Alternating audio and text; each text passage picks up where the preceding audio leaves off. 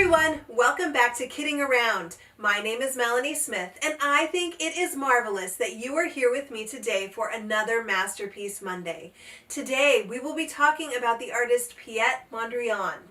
Before we do that though, if you like what you're seeing here and want to follow along with all of Kidding Around's videos, please make sure to subscribe to our YouTube channel, and also, if you really like what you're doing here, please share us with your friends. Thank you so much. Okay, well let's move on and talk about Piet Mondrian. He was an artist and he painted a lot of paintings that looked very similar to this. Have you seen some paintings like that? This is our project today and this is what we will be doing. But first let's learn a little bit about Mondrian himself. He was born in the Netherlands in 1872. His dad was an artist, and though Mondrian himself began his career as a primary teacher, he also painted too. Though he is more well known for his abstract painting, Mondrian also painted many landscapes as well, and you are seeing a couple of those right now. Mondrian lived several places throughout his life. He lived in the Netherlands, in France, in England, and then also in New York in the United States. He began a new form of art called Neoplasticism, and he expressed this use of Neoplasticism by using the three primary colors, which are red, yellow, and blue, and the three primary black values, which are black, white, and gray, and the two primary directions, which are vertical and horizontal. Here you see an example of Mondrian's neoplasticism at play. This painting is called Tableau 1, and it was painted in 1921. And you can see the three primary colors, red, yellow, blue. You also see that he used two black values here, black and white. There is no gray in this one, but definitely black and white are noticeable. And then you will definitely see his use of horizontal and vertical as well. So we today are going to paint something in the style of Mondrian's neoplasticism, and we are going to use yellow, blue, and red. We're going to use white and black, and we are definitely going to use horizontal and vertical lines too. So to do this, you will need a few supplies. You will need a large piece of white paper. The paper that I am using is scrapbook paper. It's 12 by 12 and I love it because it's a little bit bigger than normal size paper that we use for our art projects. Of course, if you don't have 12 by 12 paper, that's okay. You can use any white paper that you have. You should also have something that protects your surface. We are going to be painting clear up to some of these edges, and we want to make sure that we're painting on our protected surface and not on our actual surface. And then you will need a ruler and a pencil. You'll need a paintbrush and three colors of paint. Can you guess what those three colors are? Blue, red, and yellow, the three primary colors. You'll need some water to clean your brush. Some paper towels are always good when you're painting. You will need a paint tray too, something to put your paint on. This is my famous hockey puck thing that I just keep putting paint on so that I don't need to waste a paper plate every time I paint. And then you will also need some black electrical or duct tape and scissors to cut that tape. So let's get started. So the first thing that we are going to do is we paint our Mondrian-inspired neoplasticism art is we are going to put the lines on the paper. When you look at Mondrian's work, the first thing probably that jumps out at you are the lines. So we are going to use a ruler and a pencil to do this. Now I realize there's a possibility that you have not used a ruler to draw lines before, and sometimes that can be a little bit tricky. That's okay. I'm going to tell you the best way that I have found to draw lines with a ruler, and then I would love for you to try it. And then, if it doesn't work, I think that you should go ahead and draw lines freehand. It doesn't matter if they're perfectly straight. Nothing has to be perfect, right? But give the ruler a try because these are skills that get better with practice. So I am going to put my ruler in about 1.5 inches or 2 inches in from the left-hand side of my paper, and I am going to hold my ruler with the hand that I normally don't write or draw with. You can see right there I've got it I'm holding it down, and I am going to really press as hard as I can. This will help keep my ruler from sliding as I draw right next to it. And then, this thing is what I find the most important. When I pick up my pencil and I put my pencil next to the ruler, I am going to draw with a whisper line. Do you know what a whisper line is? If you said you thought it was a very light line, you would be 100% correct. Drawing with a light line really helps to keep the ruler from sliding all over. So give this a go. So I have my ruler on my paper, and then I am just going to very lightly draw my line right straight down my ruler. It's probably so light that you can't even see it, but this is how it should be as you are working on it. You will be able to see it, but it will definitely make it easier to draw these lines. Okay, so now you probably want to know how to draw the lines, what pattern, what grid. Guess what? It's all up to you. You can see in this inspired work that I did, some of the lines match up, some of the boxes match up, some of them don't at all. They don't overlap each other, but the lines, the boxes, don't always intersect at perfect points. So you get to decide where you draw your lines. The only thing that I would recommend is that you leave your squares and your boxes relatively big. If you look at Mondrian's work, you will notice that there's quite a bit of empty white space in his work. And I think it's important to leave that there because that really makes the color and the lines stand out.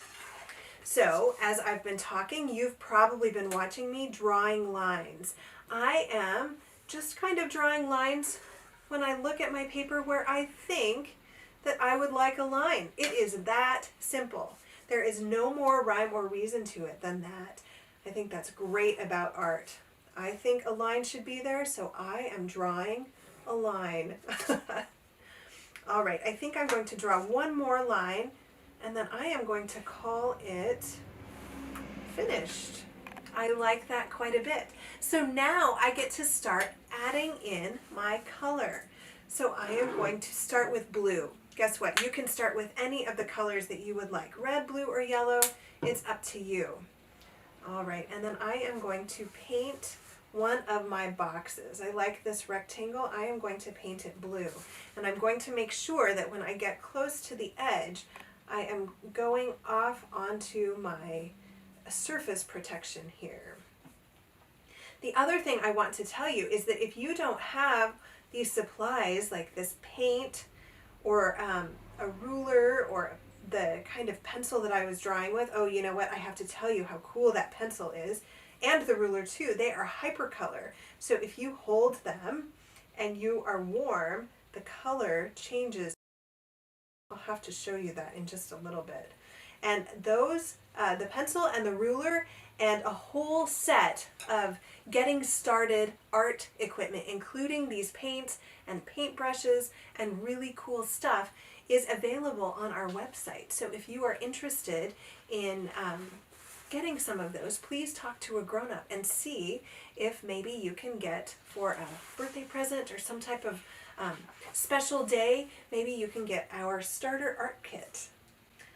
All right, I am going to now paint with my blue this rectangle up here in the left-hand corner. And again, this is just, I get as close to the line as I can. Sometimes I might go over it, sometimes I'm not quite up to it. That is totally cool. We are going to be covering all of these lines with electrical tape. That black line that you see there is electrical tape, and it will cover a lot of overs and unders, and it's really cool that way. But you know what, even if it didn't, that would be okay too, because guess what? You are making your art the way you want it to be seen. All right, so now I have my blue painted right there, and then I am going to rinse out my brush because I think I'm done with the blue, but maybe you're not. Maybe you want to continue on. That's great too. All right, and then I am going to go to my red, and I am going to paint a couple squares red, or a couple boxes I should say. They're not all squares, are they?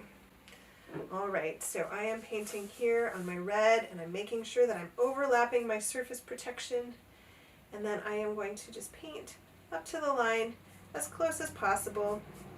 And again, if you had smaller boxes, you wouldn't be using quite as much paint. If you have bigger boxes, you'll be using a little bit more paint. It's so fun to be able to use the same art supplies and get such fun and different pieces of art from them. Okay, let's see, what do you think? Should I do one more? I think I am going to leave it. Now I think I'm going to go to my yellow.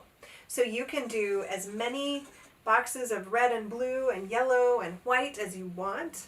It's your art. Can I say that enough? I think that's like all I've said today is what it feels like, but it's really important that you hear that and that you understand you are the master of your destiny. All right, so I think I am going to paint this box yellow. I have to say, I think if I had to do this over again, I would probably give myself a few more boxes, but you know what? I could do that on another painting. I could do this whole project over again and make a completely different piece of art, which I think would be very cool too. All right, so I am almost done here with my yellow.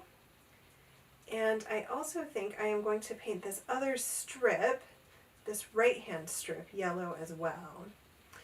All right, so I'll get right up next to that, and then I am going to move my paper so that I can paint right off the edge onto my surface protection, and I am going to paint this box as well. Okay, so we are almost done here. And that looks pretty good to me. I think I am going to be very, very happy with this final product.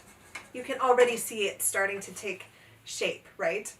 Okay, well, while this is drying, I thought maybe I would show you these hypercolor pencils and rulers that we have in our starter art kits. So this is a green ruler, right? And then I am going to warm it up just a little bit, and we'll see what color it changes to. You might have actually even noticed it. I saw it happening as I was holding the ruler here. You can see it turns yellow. And then as it cools down, it returns to the green. And then as it warms up again, it returns to yellow. And this will happen over and over again, so that's kind of cool. The pencils are the same too. It starts green, and then I'm going to warm it up. And again, it turns yellow. And then it turns back to green. So these are available in our starter art kits. Please, if you're interested, have a grown-up, check out our website for those. Okay, well, I think that this probably has dried enough. You might let it dry 5 minutes, 10 minutes. It depends on how thick your paint is. But I think I'm going to go ahead and move on to the last part of our art lesson here. And I am going to start putting the black lines on my white paper. So the way that I do that, I am going to take my electrical tape and I am going to unroll it, and then I am going to lay it out, and I'm going to tape right on the surface underneath my paper. If you're worried about the surface underneath your paper with this tape on it, then you should definitely protect it. But this tape is pretty forgiving, so I'm going to just tape right on my, my surface. And then I am going to lay out my electrical tape. This tape is really fun. It's kind of stretchy. You want to be careful not to stretch it too much, because if you stretch it too much, when you're finished, your paper might kind of start to curl with the tape. That's not usually a huge issue though. Just make sure that it's stuck down really well, and if it starts to curl, you can put some heavy books on it for an hour or two, and that should pretty much solve it. All right, so then I have my black tape laid down, and I am going to just pick it up where it was taped down to the table, and I am going to just fold the black tape under, and now I have my first black line.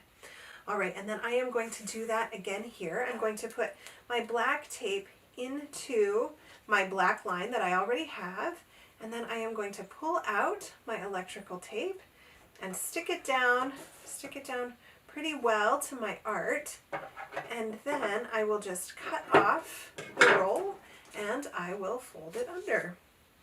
And so I will do this on all of the lines that I have on my painting, and it gets pretty? It's really fun to see all of that, the black lines, just to make the colors pop. All right, so I will just continue on doing this until my painting and my artwork is complete.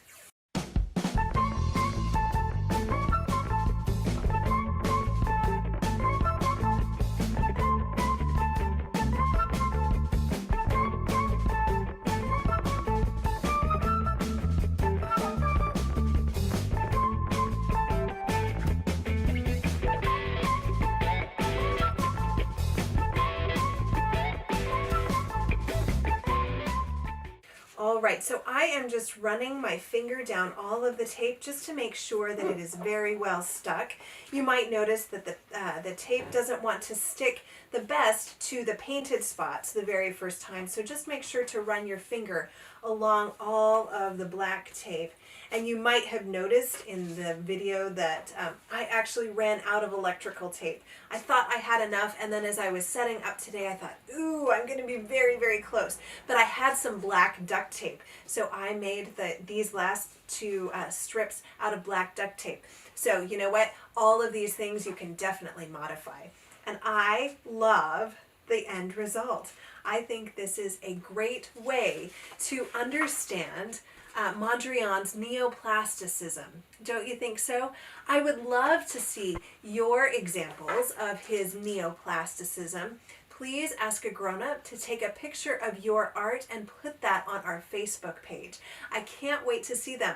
Remember, I was talking about how fun it is to be able to use all of the same materials and see how different the resulting art is when different people use those materials. Well, thank you so much for joining me today and learning a little bit about Piet Mondrian. I hope that you've had as much fun as I have. I look forward to seeing you on Wednesday when we will be traveling again at our Wanderlust Wednesday. I can't wait to travel with you. But until then, thanks again for joining me. Thanks for kidding around with me. I will see you next time.